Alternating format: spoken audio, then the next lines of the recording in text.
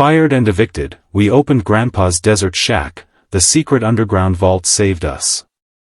The morning I lost my job, I thought life couldn't get any worse. By sunset, my daughter and I had also lost our apartment. We stood on a cracked sidewalk with 2 old suitcases, a faded backpack, and nowhere to go except a forgotten shack in the middle of the desert that everyone else had abandoned years ago. What I didn't know was that beneath Grandpa's tiny shack lay a secret that would change our lives forever, a hidden underground vault waiting for someone who still believed in hope when the world had given up. Before we begin, if you believe kindness, second chances, and family can overcome even the darkest moments, please take a second to like this video, comment where you're watching from, share this story with someone who needs hope today, and subscribe to Single Dad Empire. Your support helps us continue bringing heartfelt stories that remind us never to give up.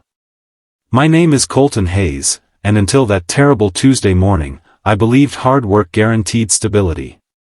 For nearly 12 years, I worked maintenance for a manufacturing company outside Phoenix.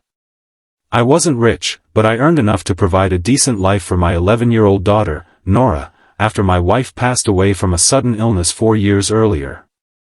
Every paycheck covered rent, groceries, school supplies, and little adventures like ice cream after soccer practice.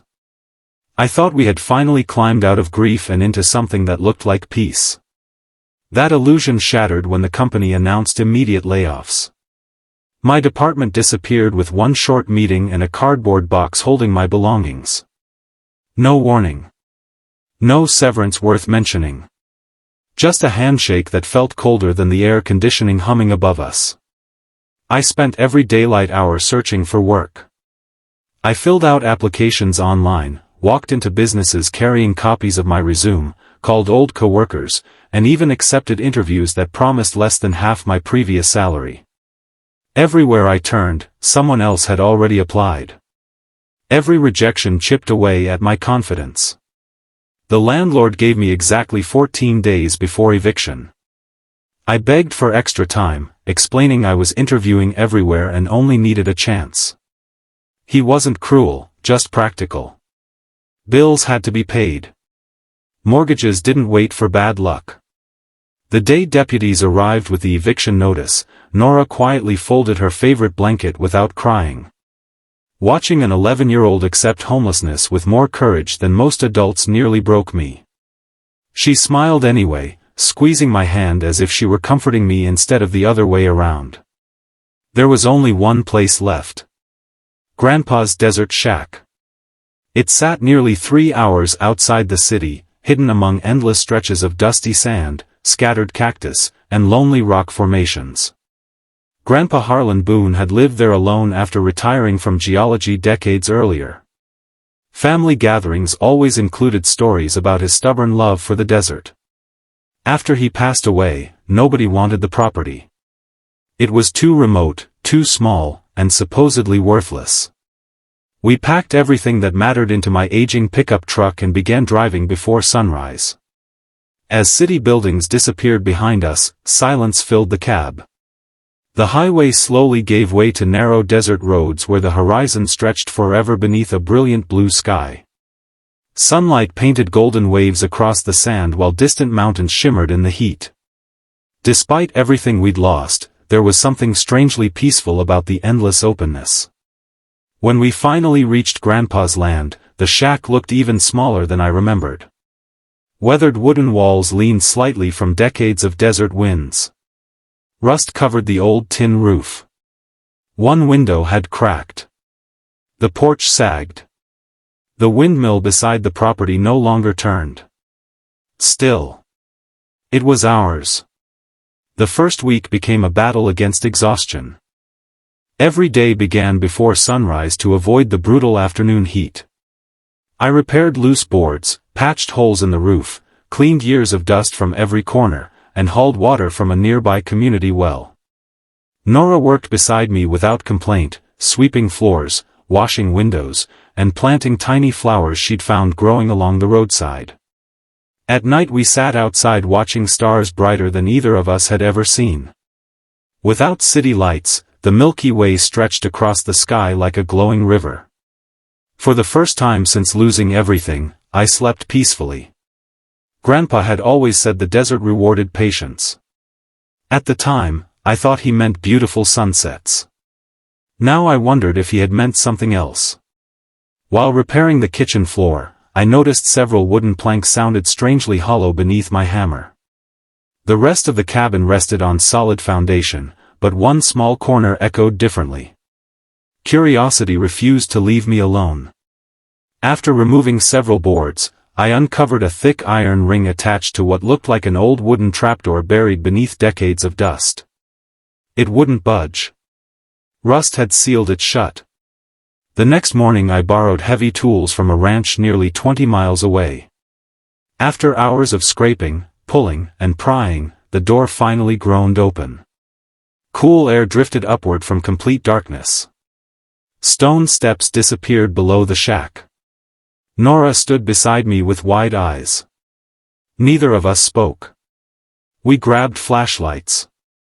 Each careful step carried us deeper underground.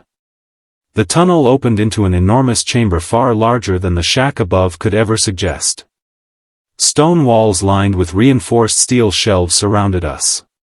Old electrical wiring still worked after I flipped an ancient breaker. Dim lights flickered to life one by one. I couldn't believe what I was seeing. The underground vault stretched nearly the size of a basketball court. Wooden crates filled entire sections. Locked cabinets stood untouched. Shelves overflowed with carefully labeled journals, maps, geological equipment, survival supplies, water purification systems, solar technology prototypes, antique tools, and hundreds of sealed containers. Grandpa hadn't built a bunker. He had built a lifetime archive. One wall displayed photographs documenting desert exploration dating back nearly 50 years. Another room contained carefully preserved Native American pottery fragments, mineral samples, fossils, and handwritten research journals. Everything had been meticulously catalogued. Inside one steel safe, we discovered Grandpa's final letter. He explained that during decades studying the desert, he believed valuable knowledge disappeared because people chased quick money instead of preserving history. Rather than becoming wealthy, he invested every spare dollar creating a secure archive capable of surviving generations. He ended the letter with words I'll never forget. If someone you love finds this, remember that the greatest inheritance isn't hidden underground. It's the courage to build something that outlives fear. Those words changed everything. Instead of selling the collection to private buyers offering fast cash, I contacted universities, museums, and historical preservation organizations. Experts traveled from across the country. Many couldn't believe such an extraordinary archive had remained hidden for decades. They authenticated Grandpa's discoveries. Several geological surveys contained valuable scientific data still useful today. His detailed desert water mapping proved remarkably accurate despite being created decades earlier. Museums purchased duplicate collections while preserving original archives under Grandpa's name. Research institutions licensed portions of his work. Historical organizations funded restoration of the property. Within months, we earned enough to erase every debt, purchase reliable transportation, rebuild the shack, and established the Harlan Boone Desert Learning Center, where students visited to study geology, conservation, and desert survival. The little shack everyone dismissed as worthless became a place of learning and inspiration. Nora flourished. She proudly guided visiting children through Grandpa's restored exhibits, explaining rocks, fossils, wildlife, and history with contagious excitement. Watching her confidence grow reminded me that children don't need perfect circumstances. They need hope. As years passed, volunteers expanded hiking trails, educational programs, and environmental research projects. Local communities benefited from increased tourism. Nearby businesses reopened. Young scientists discovered opportunities they never imagined existed in a forgotten stretch of desert. Grandpa's dream had quietly transformed an entire region. Sometimes visitors asked if finding the underground vault felt like winning the lottery. I always smiled before answering. The vault wasn't what truly saved us.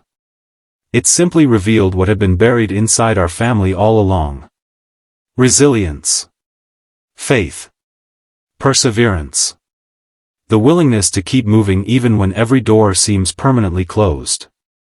Looking back now, losing my job felt like the end of life. Being evicted felt unbearable. Driving toward that lonely desert shack seemed like surrender. Instead, every painful step had been guiding us toward the beginning of something far greater than we ever imagined. Life has an incredible way of hiding miracles inside moments we first mistake for disasters. If someone watching this is struggling today, whether you've lost your job, your home, your confidence, or your hope, please remember this story. Sometimes the road that feels like failure is quietly leading you toward the place where your greatest purpose has been waiting all along. Before we finish, we'd love to hear from you. Please comment below with one word, hope, if you believe even life's hardest seasons can lead to unexpected blessings. And if this story touched your heart, inspired you, or reminded you never to give up on tomorrow, please like this video, leave a heartfelt comment, share it with someone who needs encouragement today, and subscribe to Single Dad Empire. Every interaction helps these stories reach people who may be searching for hope during their darkest days. As the sun set behind the endless desert that evening, Nora stood beside Grandpa's restored shack, smiling as golden light stretched across the sand. The wind carried warmth instead of loneliness, and for the first time in a very long time, I realized we hadn't simply found an underground vault. We had uncovered a legacy of courage, compassion, and perseverance that would live far beyond our own lifetime. The desert had taken away our fear, replaced it with purpose, and reminded us that the richest treasures are rarely measured in gold. They are measured in the lives we rebuild, the hope we pass forward, and the family we refuse to give up on, no matter how impossible tomorrow may seem.